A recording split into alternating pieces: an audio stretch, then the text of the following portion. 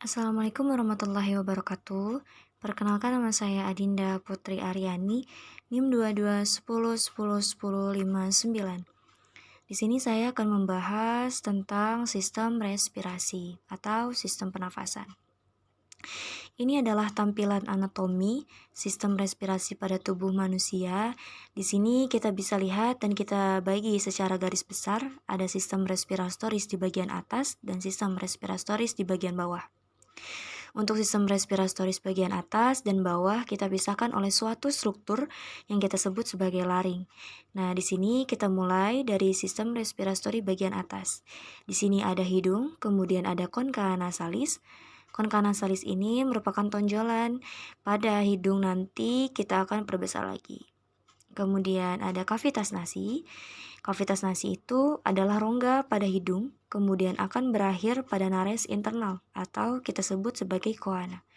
Jadi struktur akhir di belakang hidung itu adalah koana. Kemudian di sini ada lubang-lubang, ada sinus frontalis dan sinus sphenoidalis. Kalau kita lihat dari potongan sagital, kemudian di sini ada lidah, paring, kemudian ada osioid dan juga laring. Nah, jadi batas sistem respiratory atas dan bawah adalah laring. Yang termasuk sistem respiratoris atas itu adalah hidung itu sendiri. Kemudian faring. Nah, faring itu kita bagi menjadi 3. Ada nasofaring, orofaring, dan laryngofaring. Nah, kita perbesar lagi. Kita lihat struktur-struktur pada sistem respiratoris di bagian atas. Di sini kita bisa lihat ada nares eksternal. Nares eksternal ini adalah lubang hidung. Jadi pertama kali udara masuk melalui nares eksternal. Kemudian ada vestibulum. Vestibulum nasi adalah bagian dalam hidung. Struktur mukosanya, kemudian ada kavitas nasi atau rongga dari hidung itu sendiri. Jadi semua rongga yang ada di dalam hidung itu kita sebut sebagai kavitas nasi. Kemudian ada nares internal. Ini merupakan batas akhir dari hidung atau nama lainnya adalah koana. Nah, kemudian di sini ada struktur tonjolan pada hidung, kita sebut sebagai concha nasalis. Concha nasalis ini ada 3 tergantung dari lokasinya. Ada concha nasalis superior, concha nasalis medial, dan concha nasalis inferior. Kemudian di sini kita lihat ada lubang di daerah yang membentuk wajah. Ada sinus frontalis dan sinus sphenoidalis. Di bagian atas. Kemudian ada struktur tonsil atau struktur yang berfungsi sebagai sistem imunologi, yaitu tonsilla parangial, kemudian ada tonsilla palatina dan tonsilla linguale di sini dan tonsilla linguale di sini. Selanjutnya ada struktur yang merupakan hubungan antara telinga dengan faring yang sering kita sebut sebagai tuba auditoris. Di sini atau nama lainnya adalah ostium pharyngeum tuba auditivae. Itu merupakan saluran yang menghubungkan antara telinga dengan faring. Jadi ketika seseorang mengalami flu, dia juga bisa mengalami infeksi pada telinga karena ada struktur yang berhubungan antara faring dan telinga. Begitu juga sebaliknya. Ketika misalnya ada infeksi pada daerah telinga, bisa memanifestasi sebagai flu karena ada hubungan antara telinga dengan faring. Kemudian ada kavitas oral dan di sini ada palatum durung yang dibentuk oleh os palatum. Mengapa disebut palatum durung? Nah, karena merupakan bagian yang keras. Kemudian daerah lunak kita sebut sebagai palatum mole atau yang sering kita gunakan adalah soft palatum. Bahasa yang kita sering gunakan adalah soft palatum. Kemudian di sini ada lidah, os mandibula, kemudian ada os hyoid, kemudian kita lihat struktur faring. Nah, jadi hidung itu nanti mengalirkan udara dari hidung itu sendiri ke paring. Nah, paring itu kita bagi jadi 3 bagian, ada nasoparing, oroparing. Oroparing itu ada di belakang lidah dan ada laringoparing.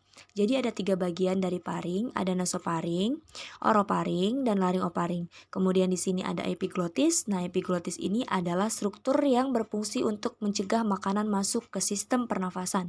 Jadi ketika kita menelan makanan, maka epiglotis itu akan menutup apa yang dia tutup, yang dia tutup adalah laring. Jadi ketika epiglotis menutup laring, maka makanan itu akan menuju ke esofagus.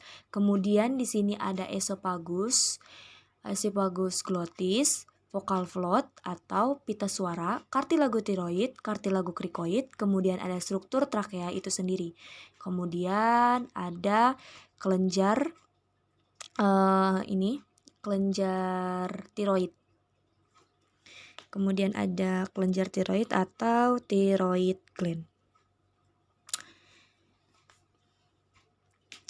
Itu dia struktur bagian atas. Nah, sekarang kita lanjut ke bagian leher.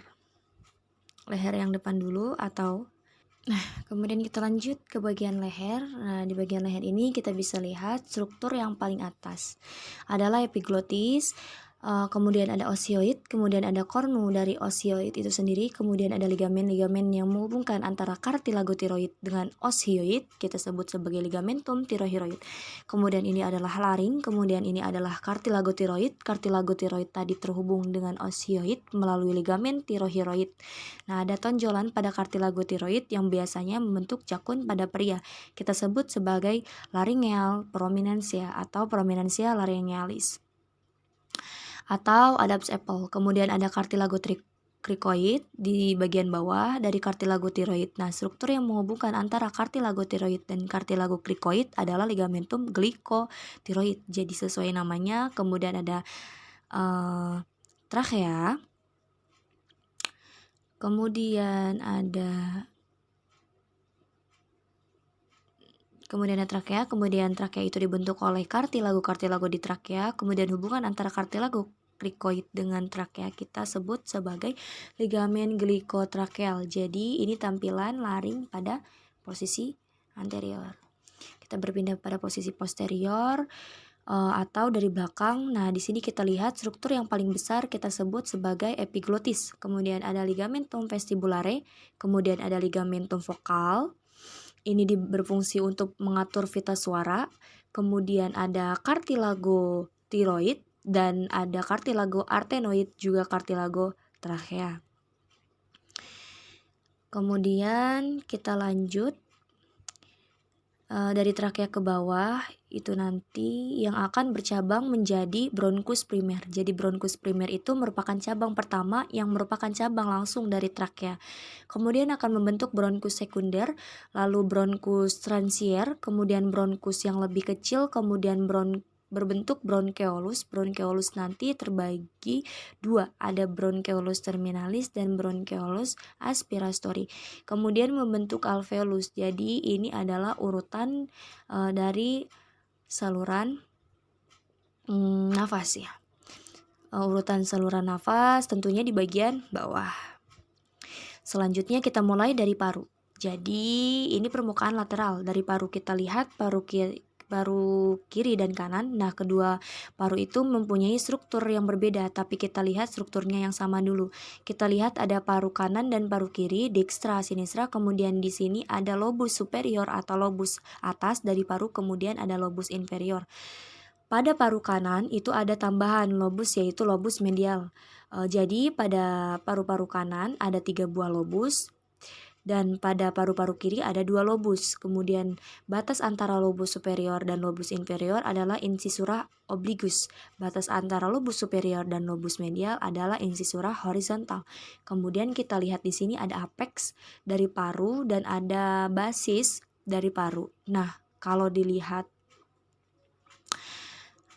dari tampakan medial di sini, mari kita lihat ada daerah yang berisi bronkus, kemudian berisi arteri, berisi vena, ada yang limfe, kita sebut sebagai pilus pulmonalis. Jadi ini adalah daerah pilum. Di sini kita bisa lihat ada arteri pulmonalis, vena pulmonalis, ada bronkus, kemudian ada saluran limfe dan ada saluran saraf.